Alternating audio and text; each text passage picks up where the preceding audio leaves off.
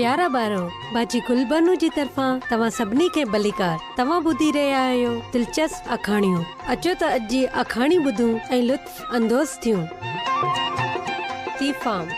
तीफ़ाम ख़ुदा जी धी बणिजी वेंदी आहे। हेटी में आयल तबाही तमामु ख़ौफ़नाक हुई। तूफ़ान खां पोइ जबल जा वॾा पत्थर वादी में किरिया हुआ ऐं हुन सॼे ॻोठ खे ढके छॾियो जंहिं में तीफ़ाम रहंदी हुई, पर ख़ुदा हुनजी जान बचाए वरिती। मिशन अस्पताल में तीफ़ाम जल्दी ठीक थी वई। तीफ़ाम खे नर्सूं पसंदि कंदी हुयूं ऐं हुन जे तुर्त ठीक थियण ते ख़ुशि बि हुयूं। तीफ़ाम, हाणे तूं ठीक थी रही आहीं। छा तोखे लिखण पढ़ण जो शौक़ आहे? हाँ, मूंखे पसंद आहे, पर मूंखे उन किताब खां डप लगे थो। तोखे बाइबल खां डिॼण जी ज़रूरत न आहे। हिन में असीं पढ़ूं था त येसु ॿारनि सां प्यार करे थो। उन खां पोइ तीफ़ाम हर ॾींहुं मिशन स्कूल वेंदी हुई। जॾहिं मज़हब जे बारे में पढ़ायो वेंदो हो त हू पंहिंजा कन बंदि करे छॾींदी हुई, पर कॾहिं कॾहिं हू थोरो ॿुधंदी हुई। उनखे इहो समझ में न ईंदो हो त मिस ख़ुदा जे पुट जे बारे में छा चवंदी आहे।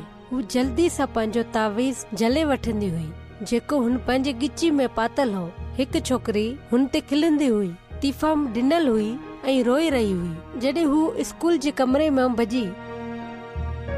तीफ़ाम, तूं छो रोए रही आहीं?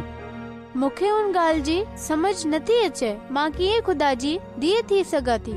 बाइबल में इहो चयो वियो आहे त जेको बि यसू ते यकीन करे थो ऐं उन खे चवे थो त मुंहिंजी ज़िंदगी जो मालिक थी, त पोइ इहो इंसान ख़ुदा जो पुट ऐं धीउ थी वञे थो।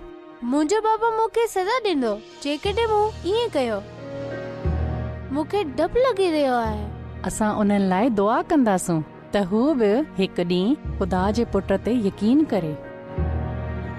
तीफ़ाम जी हिम्मत वधी वई ऐं हुन दुआ कई, मालिक यसू, आऊं तव्हां ते यकीन करियां थी। मुंहिंजा गुनाह माफ़ कयो ऐं मुंहिंजी ज़िंदगी में अचो।